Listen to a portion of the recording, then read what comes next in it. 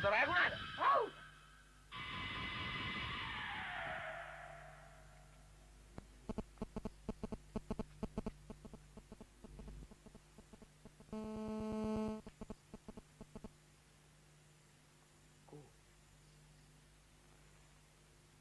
නෑනේ. තමයි ඒකයි. හරි. මේ නෑ එනවා.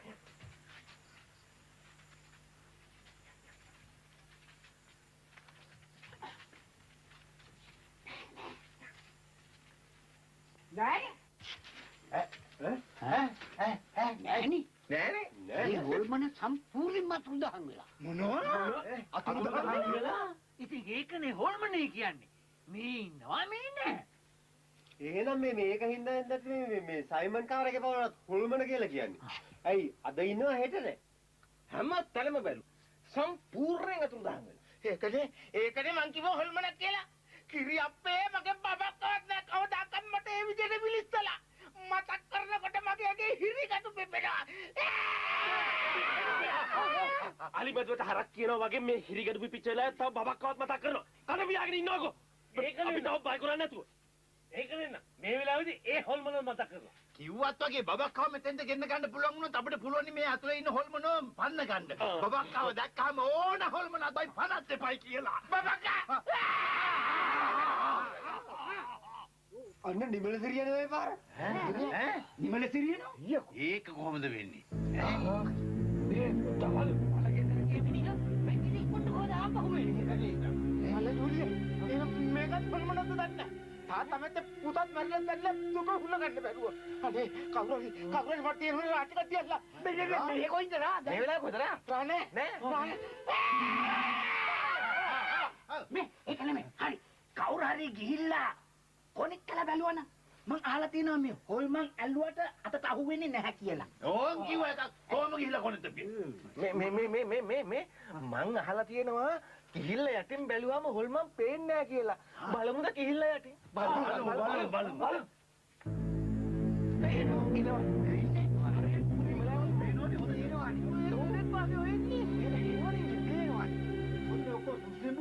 හරි හොල්මනක් දැකලා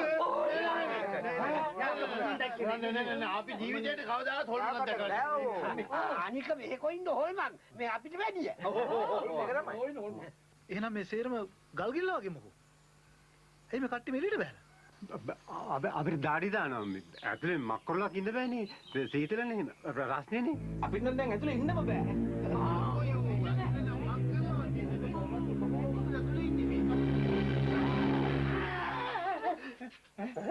කවුද යකමා කෙනෙක්ද? තර හොල්මන්ද? හොල්මන් නෙමෙයි. මට හොඳට අතට අහුණා. මොකද නිමල සිරි ඉක්මනට ආවේ? මරණකේ වැඩ කටයුතු ඉක්මනට ඉවරුණාද? අපරාධ මං ගමේ ගියේ. මම යනකොට මිනිමල්ලා සේරම වැඩ කටයුතු අවසන් වෙලා. මද?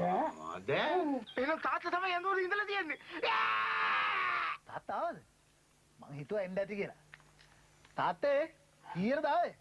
මේ එළියට එන්නකෝ. ඒ ගමන මේකව එළියටත් ගෙන්නන්න හදනවා. දැන් අපි කොහෙද වන්නද? ඒක තමයි.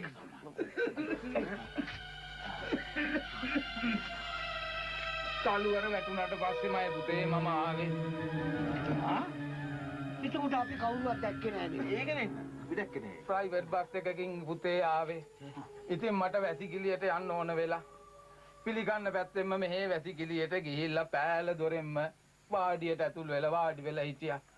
ඕ පුතේ. එතකොට මේ නිමල සිරියගේ මරණයක් ගැන උ කාවද වල දැම්ම කියලා කිව්වේ? ඒ අර අපේ පියාවනේ. මම නම් කියන්නේ තාත්තයි පුතයි දෙන්නම මැරලා කියලායි. වෙන්නේ නැද්ද විලිස්සන හැටි? තාත්තා වගේමයි.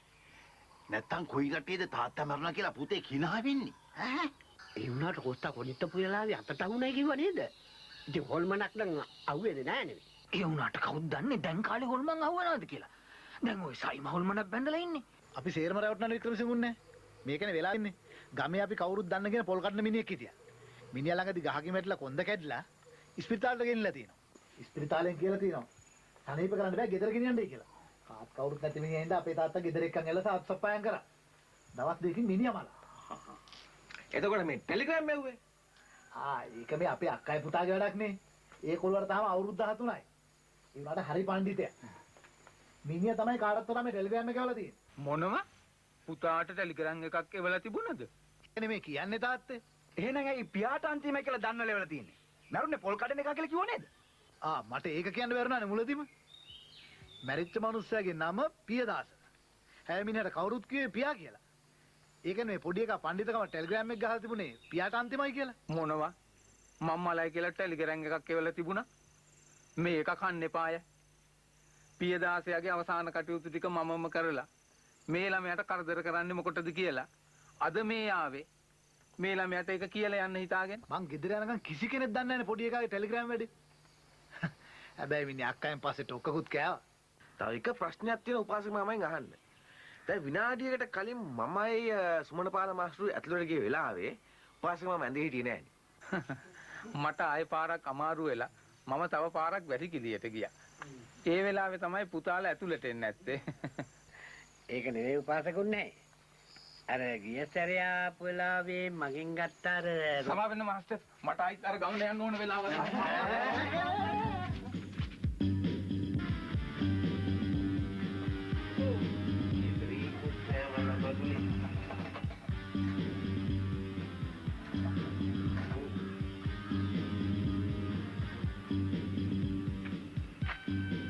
අනේ අනේ කාටේ ආයි ගාලා ඇරලා දාලා ඕනේ අකකට ඕනේ එකක් උස්සන් ගියාගෙන මෙතන.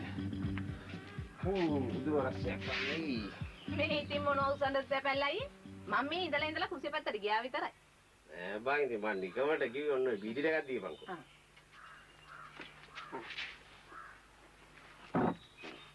මේ බැලුවේ අද තේගිරිස් අයියවත් ඇවිල්ලාද කියලා ඔබ පේන්නේ නැතුවට. මොකද අද සෙනසුරාදානේ ඉතින් ගෙදර එන දවස නේද අද? අපෝ එයා ඉතින් භූමි තෙල් කරත්තේ වගේ මග නැවති එනකොට අද දවස ගත වෙයි. ඒක නෙමෙයි. තැපැල්ලේ මොකද අද ටිකක් වේල පහින්. මේ අපේ නංගිගේ කොළු පැට්ටිය වැටිලා තුවාල කරගෙන කියලා ආරංචියක් ආවා බා. මේකට පොඩ්ඩක් ගොඩ වැදිලා යන්නත් එක්කයි වේලාසනින් මාවේ. මේ මොන සම්බන්ධව උඹ ගන්න ඇත්තටම පුසුම්බේ බැරුවා. නිකයින්ද තැපැල්ලේ බොරු කෑරි නැතු. වැඩි හොදන සබංගල කොහෙද හිටි පුසුම? ඊතුරු සල්ලි. තුරුවාන් ඉතින් නැතත් කමක් නෑ. අද වාඩියට මේ ලියුම් 4ක්ම තියෙන්නේ බං. ඔව්. බණ්ඩාරයෝ අපිටත් පුත් තියනවා තැබල්ලයි. ඕනද මං ඕක අස්සර වැදිලා කරන්නේ? දැන් තේගිරිස් බාස් නැතිලාට උඹද මෙහෙ මුර? ගිනි පෙට්ටියක් ගන්න මම ඇතුළට ගියේ මොකක්වත් නුරන්න ගියේ නෑ. අහපු දෙයට උත්තර නෑ වෙනදත් දැකලා කතා කරනවා. හරි ඕකට ඔච්චර ඩෝන් ගන්න ඕනේ බං. නිකමටනේ ඇහුවේ.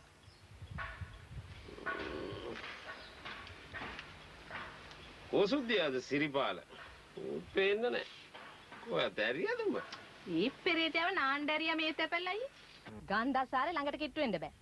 ඇයි ඉතින් අනුන්ගේ කුණු කන්දල් වලම නෙවුත් හොම්බාන්නේ? මං කවටින් ගන්න නාගෙනවත් ඇවිත් ඔය පෙරේත කන්ද අඩු කරගන්න බලාපිය කිය. උලඟ ඔච්චරටම ගන්දද බං? නෑ උඹලාගේ ඉතින් ඔය කුණු ගොඩවල් තියෙන දැන් පොඩ්ඩක් සුද්ධ පවිත්‍ර කරලා තියාගන්නillකෝ.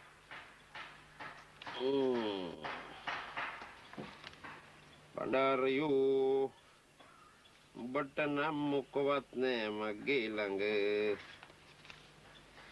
දැන් වාඩි වෙත යන්නේ. ඔව් මම මේ වැඩර්ලමින් ගමන්නේ. මං හිතුවා. මම මහන්සි පාටයි දරුවා. ඕනනම් උඩ දීපන් මං ගිහින් දෙන්න. අනේ ලොකු උදවයි බණ්ඩාර මලයෝ. එන ඔන්න දීපන් එන්න. කොඹට ඉතින් විහිළුවක්වත් තේරෙන්නේ නැහනේ. ටක් වාඩි වෙයන්කෝ මෙතනින්. උන්නෝම ඉඳගනින්කෝ පොඩ්ඩකට. මේ හැබැයි මේ ඊයේ පෙරේද මේ වාඩි පැත්තේ ලොකු කලබලයක් වුණයි කියන්නේ මේ හොල්මනක් ඇවිල්ලා. මට ආරංචි ඔය සිද්ධිය. අනේ බං බොල 10 දෙනෙක් ඉඳලා අර නාගි මිනිස්සයාට බය වුණානුනේ. අයියෝ. ඔව් මේ කතාව අහලා අපි පහුවෙන්ද වරුවක් hina වුණා තැපැල්ලයි. hina වෙන්නම වැඩේ නේ බං. ඒකනේ බණ්ඩාරේ ගිනි පෙට්ටිය පොඩ්ඩක් දීපන්කෝ මම මේ පොඩ්ඩක් පත්තු කරගන්න මට මේ බීඩියක් තියෙනවා පත්තු කරගන්න. ගිනි පෙට්ටිය කොහෙද මල්ලා මං ඉතින් ඔය සිගරට් සුට්ටු බොන මිනිහෙක් ඈ. එතන මෙච්චරලා කඩයස්සට වැදලා හෙව්වයි කිව්වේ මොනවද? ගිනි පෙට්ටියක් නේද බැලුවයි කිව්වේ? ඉතින් යකෝ සිගරට් පත්තු ගන්න විතරමද ගිනි පෙට්ටිය ඕනේ. කන් හරන්නේ මොන වගේන්ද? මෙච්චරලා ගිහිල්ලා උඹට තාමත් ප්‍රශ්නයක් වෙලා තියෙන ඒකයි. මං ඇතුළට මොනවද කරුවේ කියලා. මං එහෙම දෙයක් හිතුවේ නෑ බං. නැත්නම් මොකද? මෙච්චරලා ඇතුළට මොකද ගෙලේ කියලා අහනවා. කොච්චර වෙලාද? මම මේ තප්පරයකට ඇතුළට ගියා මේ ගිනි කුරත් එක බලන්න මම කන කහන්න. උඹට ඒකස් එකයි. නේ? මූසලා වගේ තනිකර වෙන්නේ නැතුව කරහ තෙබ්බද ගනින්කෝ. වලප්පලට ගන්න උන්ගේ කුණු කන්දල් වලට හොම්බ දාන්න නැතුව. මනසුත් ගියන්න. පස්සෙලා ගෙන්න. මේ තොප්පිය තොප්පියක් දාලා කියන්නේ. මේ බණ්ඩාරේ වරෙන් ඉඳලාම ඵලයන්. ඔන්න මං ගියා. අම්මපා ඌට දද වෙච්ච හැටි. මම මේ ඇහුවේ ගිනි පෙට්ටියක් තියනවද කියලා. ඌට මේ වෙන මොන හරි හරුපයක් ඇහෙන්නද ඔච්චර ඩෝන් යන්න. මං යනවා සුද්ධිය යන්න. පතිරණගේ තාත්තා මරුණා කියපු කතාව තැපැලේට ආරංචුනේ කොහොමද? මට ඔන්න ඔය ගිනි පෙට්ටියක් තියනවා දීපන් සුද්ධියේ. මොනක් ටික ටිකක් අතාරන්න නෙවෙයි වෙන්නේ මේ බීඩිය පත්තු කරගන්න.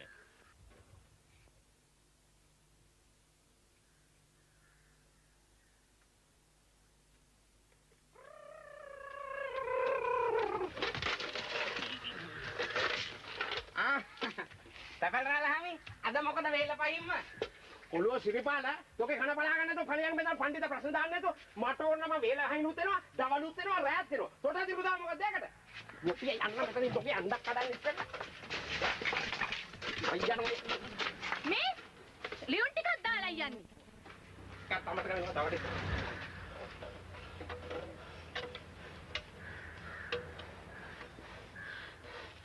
යකෝ සාමාන්‍ය ප්‍රශ්නයක් අහන්නත් නෑ අපේ කන බලන්න හදනවනේ මේක මිනිසුන්ට ලියුම් බෙදන්නේ toy විදියට කන්න පෙන පෙන දන්නේ නෑ අම්මේ බය වෙච්ච තරම මට ආයෙමත් තව ඩිංගෙන් නාන්න වෙනවා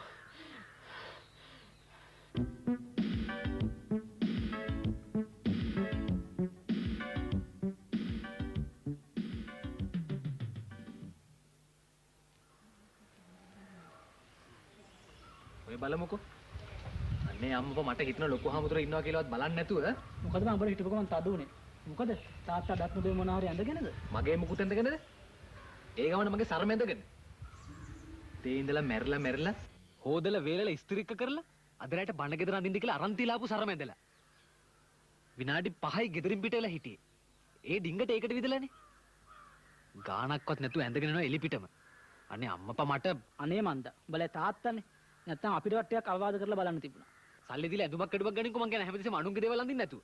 හා කේන්තන වැඩක් නෑ නමසන් දැන් තාත්තගේ පුරුදු නැති කරන්න බැරි බව අපි කවුරුත් දන්නවනේ උඹට තියෙන නොදැක්ක වගේ විවසාව දාගෙන ඉන්න එකයි ඉවසාව දාගෙන ඉඳගෙන ඉන්න මම මේ සේරම තාත්තේ පොඩක් ඉන්න අපේ කොල්ල ලොකු හමුදුරනේ ඇයි මොකෝ පොඩ්ඩක් මෙහාට එන්න ඔයාට එන්න උඹ වනේ මෙහාට පොඩි රහසක් කියන්න තියෙනවා රහසක් කියන්න තියෙනවා උඹේ වගේ මොකද මේ කතා කරලා තියෙන රහස කියන්න තියෙන කාටත් ඇහෙන්න කියපන් මේ ලොකු හමුදුරන් නොකියන රහසක් තියෙනවද මගේ එහෙනම් මම මෙතනලා මුළු සබරකම් පළාතරම එන්න කෑ ගහලා කියන්න ඇයි මොකද සරමද ඔව් සරම තමයි ඇයි බං ඔකට ඔය තරම් කෑ ගහන්න ඕනේ වෙන මොක ගනින්කෝ මොකද මම යන ධර්මයේ කරගෙන යන්නේ ඒක නෙමෙයි මම කිව්වේ කාගෙන් අහලාද ඔක අඳින්නේ කියලා ඇයි බං උඹ හිතුවා යන ධර්මයේ මම මේ ගලව දාලා එනවා කියලා මේක පිටින්ම තමයි ආපහු වෙන්නේ එයාපුවම ඔබ ගනින් අනික සර්මත් මහලුකෝ කජ්ජද්ද බල මට ඒක දෙන අනුන්ගේව මදින්නේ අන්නේ අම්මව මගේ කරට එන දේවල් ඒ හරිය නිකන් බොරුවට පුපන්න නැතුව හිටපන් මිනියෝ ඔබට සරම් විතර තියෙන්නේ නිකන් මෝඩෙක් වගේ කතා කරන්නේ මේ හාමුදුරුවොත් අහගෙන ඉන්නවා අපි යන් හාමුදුරන් යන්න අපේ පුත්‍රයාට ගමනක් යන්න කවිසයක් ඉල්ලනවා රස්සාවක් කරන මිනිහෙකුට තවත් කායෙන් හරි ඉල්ලන්න ලැජ්ජාවක් නැද්ද අනේ ඇත්තටම අපි අලුත් පරපුරට ලැජ්ජාවක් කියන එකක් ගෑවෙලවත් නැහැ හාමුදුරුවෝ ඔන්න ඕක වෙලා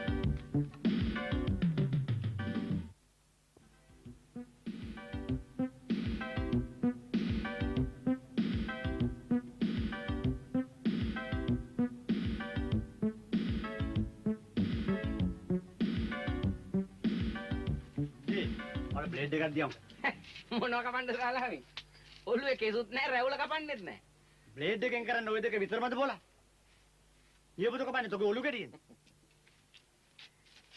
කල්ද සුද්ධි මේ දැක මූණක් නන් නෙමෙයි. මල්ලි කෙනෙක්වත්ද? අතරමං වෙච්ච කෙනෙක් විල්සන් අයියේ. සල්ලි කීයක් හරි ඉල්ලනවා ගමේ යන්නේ කියලා බස් යදමට. අනුරාධපුරේ ඉඳලා ඇවිල්ලා තියෙන්නේ. අනුරාධපුරේ? ඉතින් මේ මොකෝ කරන්නේ?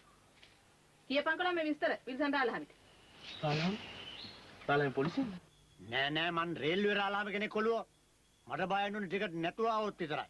ඒ කියන්නේ කෝච්චියේ ටිකට් නැතුව આવොත් විතරයි. රාලහාමි ටිකෙක් නේ. බස් එකේ ප්‍රශ්නයක් නැහැ. මොකද ඒකේ ටිකට් බලන්න වෙනමයි ඉන්නවනේ. සිරිපාල මං කියලා දෙනවද අපි කතා කරනවට හොට දාන්න දෙන්න එපා කියලා. මේ වැඩේ ඉවර කරපන්. පන්තිට කන් දොඩවන්න නැතුව. තමසේ කෝච්චියෙන් දාවේ. නෑ රාලහාමි. බස්සේ. දැන් කියනවා තමසේ කොහමද අතරමං වුණේ කියලා. මං ඥාති සහෝදරයෙක් හම්බෙන්න ආවා රාලහාමි රස්සාවක් ගැන. නමුත් මගේ ඇඩ්‍රස් එකේ තිබුණු කොල කෑල්ල නැති වෙලා. අක්කා ඉන්න තැනක් දන්නෙත් නෑ. පස්සේ පොකට් එකකට විදලා රාලහාමි. අනේ පව්. මං කිව්වා හාමිනේට ඔන්න රුපියල් 200ක් විතර දීලා දාන්න කියලා. කිරිපාලතෝ කටලාගෙන හිටියෝ. මන් නදන්නේ මේ ගමේ යනු. අක්කගේ නම කියපන්. මම හොයලා දෙන්නම්. නම දන්නේ නෑ රාලහාමි. අපි කියන්නේ වත්තල අක්කා කියලා. ගෙදෙට්ට කියන්නේ මාළනීද මොකද්ද කියලා. නමකට දන්නේ තෙච්චරයි. අපේ මේ දුර නෑ දැකෙනෙක්. අක්කා කසාද බැඳලා ළමයා. ඔව් හාමිනේ. එහෙනම් තවත් ලේසි. මස්සිරේ නම කියපන්. මිනිහ අපේ ගෝනියම් කාර්ය කස්ටමර්ස් කෙනෙක් නම් සමහර විට මම දන්න කෙනෙක් වෙන්න පුළුවන්. නම දන්නේ නෑ රාලහාමි. තවදුර කන්න එපා යෝනි. මිනිහ රස්සාවක් කරනවා. අඩු ගානේ ඌ බොන එකෙද්ද? ඒ කිසි දෙයක් මම දන්නේ නෑ රාලහාමි. අක්කා බැන්දේ ළඟදී. මම මස්සිනාව තාම දැකලා නෑ. අක්කා ලියුමක් කියවලා තිබුණා මස්සිනාව මුණ ගැහෙන්න කියලා. මට රස්සාවක් කරගන්න. ඒ හින්දා මම මේ තකාණියක් අඩු ගානේ තමසේ ලියුම ගෙනාවද? ඒක තමයි මගදී නැතිලා තියෙන රාලහාමි. ඒ ලියුම් කාර්යමයි සල්ලිත් දාලා තිබුණේ. තමසේ අක්කාගේ නම දන්නෙත් නැහැ. මස්සිනාගේ නම දන්නෙත් නැහැ. ඇඩ්‍රස් එක දන්නෙත් නැහැ. මස්සිනාගේ රස්සාව දන්නෙත් නැහැ. තමසේ මොන බම්බුවක්වත් දන්නේ නැහැ. අපි කොහොමද කියන්නේ මෙයා පල්හොරෙක් නෙමෙයි කියලා? ඒක තමයි විල්සන් අයියේ මාත් කියන්නේ. රුපියල් 10ක් 15ක් නම් ඔය දෙනවයි කියලා කියමුකෝ. මෙයාගේ කතාව තමයි විශ්වාස කරන්න බැරි. හරියට සිංහල චිත්‍රපටයක කතාවක් වගේ ආමිනේ. අට වාගෙන හිටපන් යෝධ මේ ප්‍රශ්නේ ඉවරයක් කරගන්නකම්. මේ බල්වැල් ලන්දාරිය. තමසට ගමට නෙමේ ලංකාව වටේම යන්නවත් මම සල්ලි එකතු කරලා දෙන්නම්. හැබැයි තමස ඔප්පු කරන්න ඕනේ තමස කියන්නේ ඇත්ත කියලා. හරිද? කෝ ගන්නවා අනුරාධපුරෙන් ආව බස් ටිකට් එක?